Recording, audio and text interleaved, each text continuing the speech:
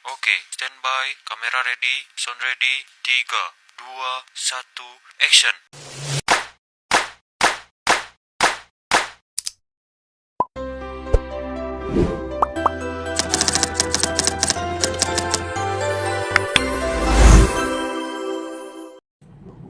Assalamualaikum warahmatullahi wabarakatuh. Yang saya hormati Bapak Harifan Arif SEMM selaku dosen Perekonomian Indonesia. Perkenalkan, nama saya Fauzan Ramdhani. Nama saya Niko Septiano. Perkenalkan, nama saya Muhammad Walil Junut Putra.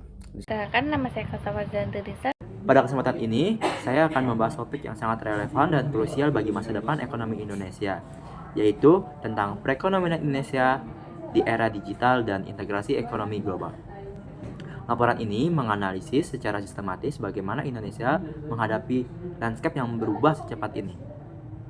Era digital bukan lagi sekedar tren, melainkan bagian integral dari strategi ekonomi makro kita. Namun, bersamaan dengan peluang besar, kita juga dihadapkan pada serangkaian tantangan kompleks, seperti persaingan global yang makin ketat, ketimpangan ekonomi, dan potensi dislokasi pekerjaan akibat otomatisasi. Pemerintah Indonesia sendiri telah menempatkan transformasi digital sebagai inti agenda pembangunan nasional dengan tujuan mencapai kemajuan yang inklusif dan berkelanjutan. Kita akan mengulas bagaimana kita dapat memaksimalkan potensi ini sambil memitigasi risiko yang ada. Oke, next slide itu ada teman-teman kelompok saya. Ada saya sendiri Fauzan Ramdhani, lalu ada Niko Septiano, ada Muhammad Waliul, dan ada Kanza. Latar belakang Indonesia di era digital dan globalisasi. Indonesia adalah negara dengan perekonomian Indonesia terbesar di Asia Tenggara, didukung oleh populasi yang besar yang didominasi oleh usia muda. Hal ini menjadikan kita pemain penting dalam ekonomi digital di kawasan ini.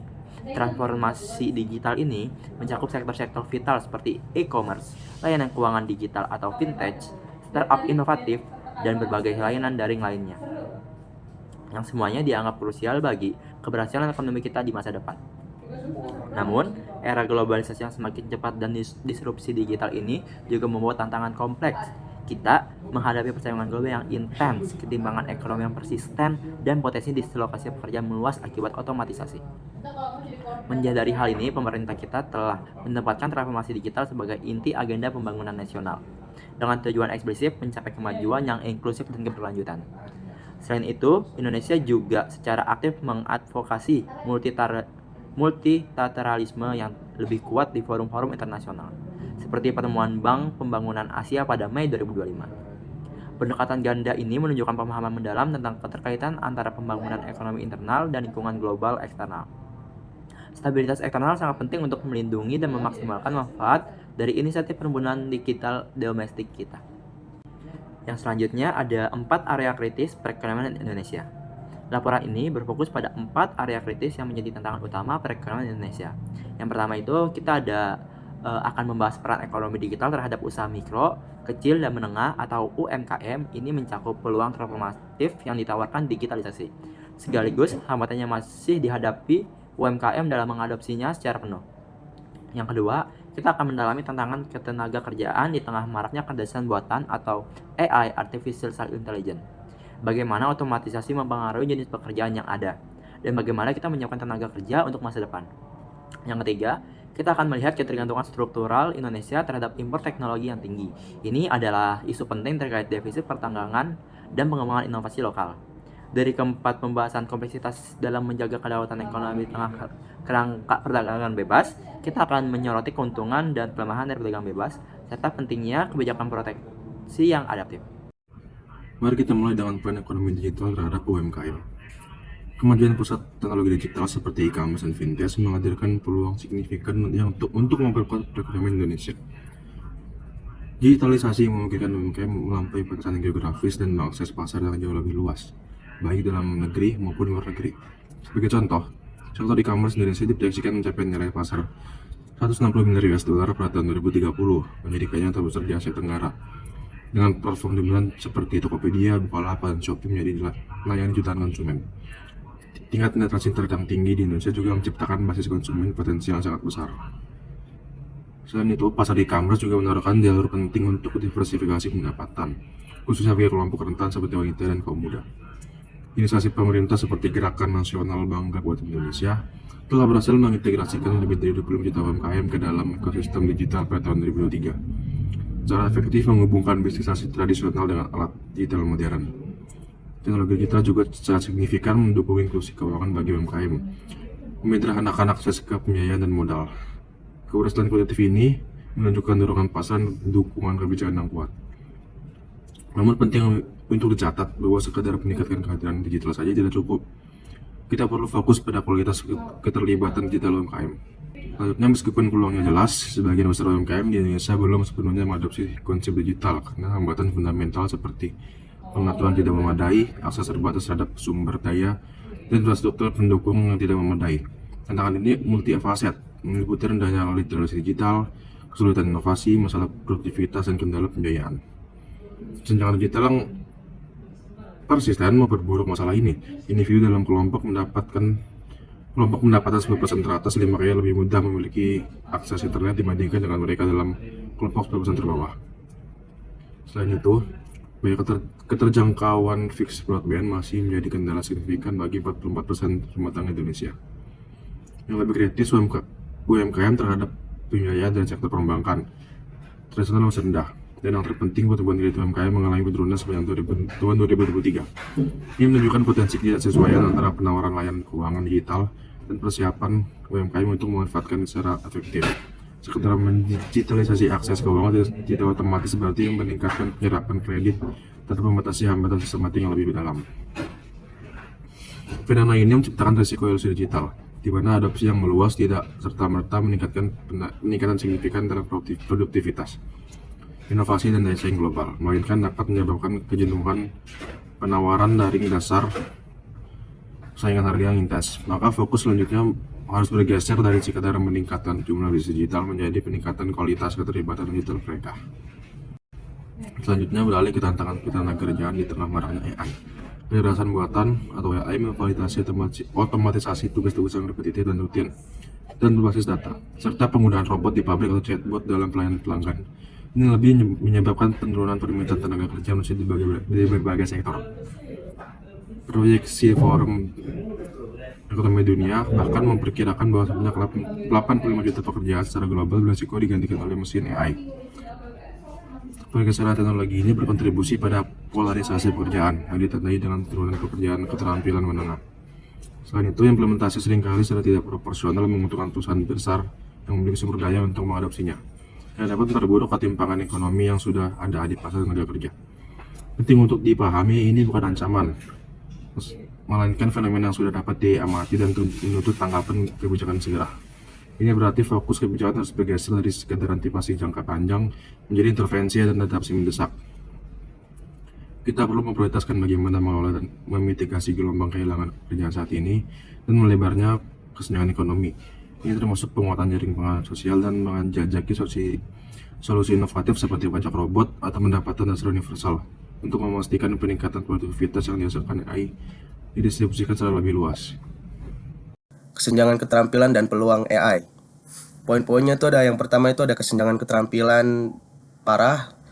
Kurang dari 1% tenaga kerja memiliki keterampilan digital tinggi. Yang kedua ada tingkat pendidikan rendah, 52,33% SD SMP. Yang ketiga itu ada tingginya pengangguran, lulusan universitas, 850.000. Terus yang selanjutnya itu ada AI menciptakan pekerjaan baru, data scientist, ML engineering, cyber security specialist. Lalu ada peningkatan produktivitas dan efisiensi di berbagai sektor. Nah, terus ada tantangannya, kesenjangan ini menghambat pemanfaatan peluang AI. Lalu ada seiring dengan semakin banyaknya tugas yang diambil alih oleh AI, keterampilan tradisional dengan cepat menjadi usang. Indonesia menghadapi kesenjangan keterampilan yang parah pada tahun 2020.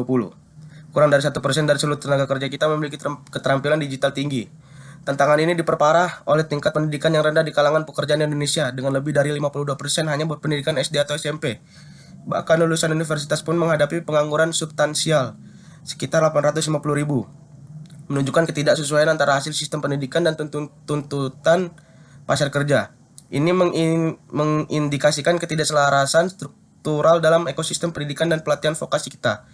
Namun penting untuk diingat bahwa AI tidak hanya menghilangkan pekerjaan, ia juga berfungsi sebagai katalis signifikan untuk penciptaan kategori pekerjaan yang sama sekali baru. Peran-peran ini sebagian besar ditemukan dalam pengembangan, pengelolaan, dan pemeliharaan teknologi AI itu sendiri, seperti data scientist, machine learning engineering, dan spesialis keamanan cyber.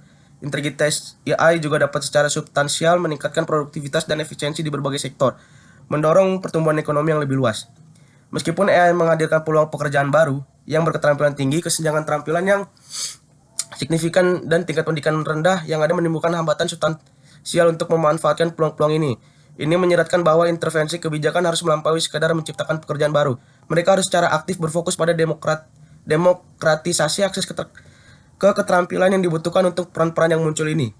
Selanjutnya ada ketergantungan terhadap impor teknologi tinggi. Di sini ada poin-poinnya. Yang pertama itu defisit neraca perdagangan, TIK persisten 1,40 miliar US dollar Januari sampai Juli 2023. Terus ada dominasi impor, telepon seluler, perangkat komunikasi, laptop, terus ada pemasok utama, Tiongkok. Lalu ada implikasi dominasi teknologi asing, terhambatnya inovasi lokal, stabilitas ekonomi makro. Lalu ada indeks spesialisasi perdagangan, ISP TIK di tahap substitusi impor, daya saing rendah. Nah, di sini kita masuk ke materinya, langsung ke sekarang kita beralih ke isu ketergantungan terhadap impor teknologi tinggi. Neraca perdagangan perangkat teknologi informasi dan komunikasi atau TIK Indonesia secara konsisten menunjukkan defisit. Sebagai contoh, pada Januari sampai Juli 2023 defisit tercatat sebesar 1,40 miliar US dollar. Analisis perangkat TIK yang paling banyak diimpor menunjukkan pola yang konsisten.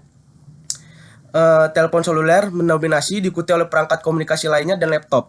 Secara geografis, Republik Rakyat Tiongkok adalah pemasok utama, menyumbang hampir 66% dari total impor pada semester 1 2023. Ketergantungan impor ini tidak hanya terbatas pada TIK tetapi juga pada sektor penting lainnya seperti minyak dan gas.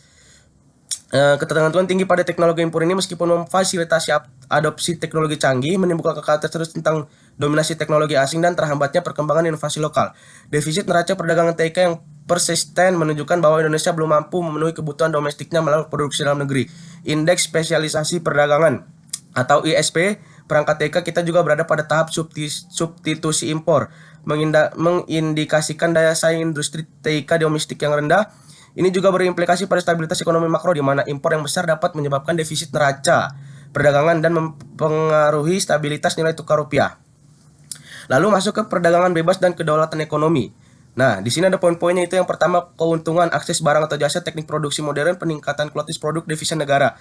Yang kedua ada kelemahan, eksploitasi monopoli, kesenjangan ekonomi, ketergantungan persaingan produk domestik. Lalu ada risiko masyarakat konsumtif dan meningkatkan pengangguran. Kebijakan proteksi perdagangan, melindungi industri domestik dari persaingan asing.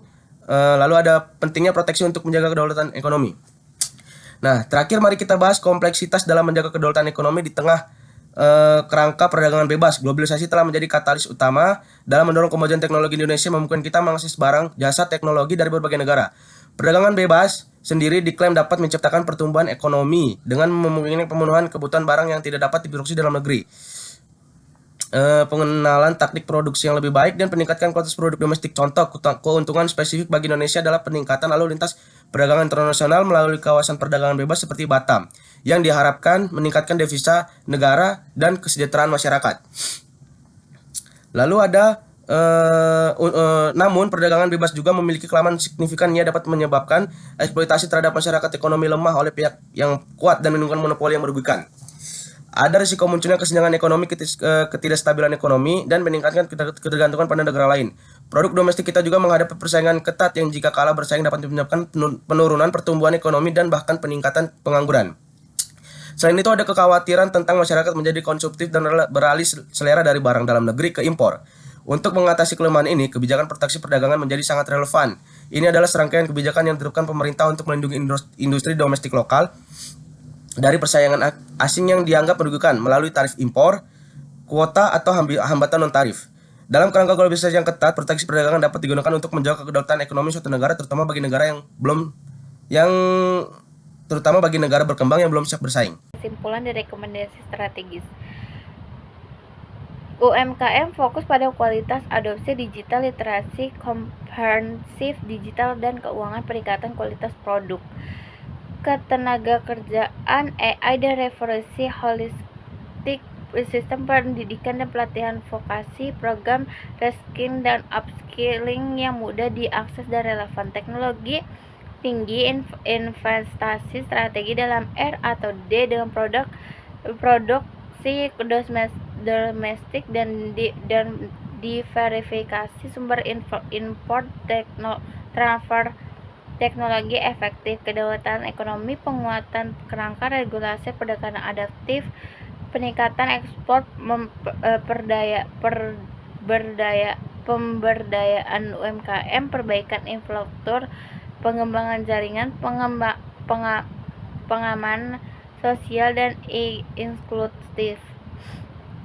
Sebagian kesimpulan perekonomian Indonesia di era digital dan integrasi ekonomi global. Meskipun global menghadapi langkah yang penuh peluang sekaligus tantangan signifikan, meskipun transformasi digital telah membuka jalan bagi UMKM menjanjikan efisien dan pekerjaan baru, kita harus dihadapi dengan kesengajaan digital, ketidaksesuaian keterampilan, ketergantungan impor, dan risiko perdagangan bebas. Saya di sini ingin menjelaskan tentang rekomendasi strategis.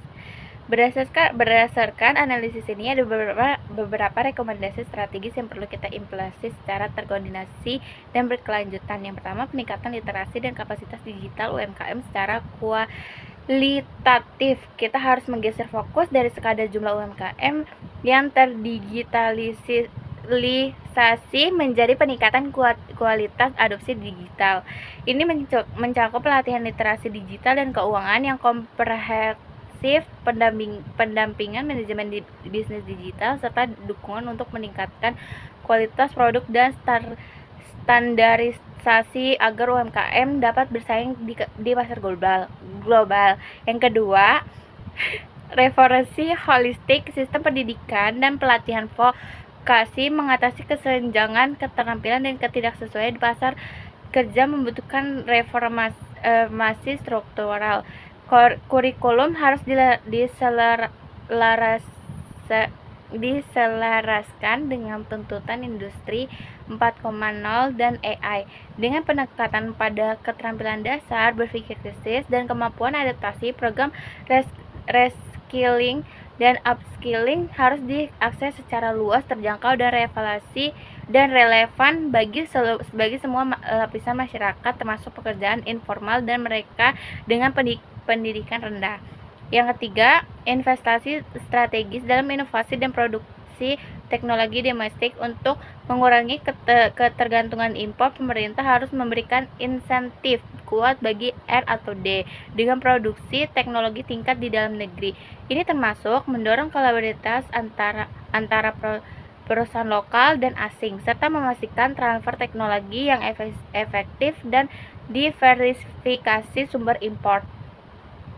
Yang keempat, penguatan kerangka regulasi dan kebijakan perdagangan yang adaptif. Indonesia perlu terus mengembangkan kebijakan proteksi perdagangan yang cerdas dan adaptif yang melindungi industri domestik dan UMKM tanpa penghambatan inovasi atau memicu ketegangan perdagangan internasional. Ini harus diimbangi dengan upaya peningkatan daya saing ekspor dan penguatan ketahanan ekonomi nasional secara keseluruhan. Pengembangan jaringan pengamatan sosial yang inklusif mengingat potensi dislokasi pekerjaan akibat AI. Pemerintah perlu memperkuat jaringan pengamanan sosial dan mempertimbangkan kebijakan inovasi serta pajak robot atau pendapatan dasar universal untuk memastikan distribusi manfaat AI yang lebih adil dan mencegah ketimpangan sosial yang lebih parah. Dengan mengimplementasikan rekomendasi ini secara terkoordinasi dan berkelanjutan, Indonesia dapat memanfaatkan potensi penuh era digital dan integrasi global untuk mencapai pertumbuhan ekonomi yang lebih inklusif, berkelanjutan, dan berdaulat. Sekian, terima kasih. Demikian presentasi saya mengenai tantangan perekonomian Indonesia di era digital dan integrasi ekonomi global.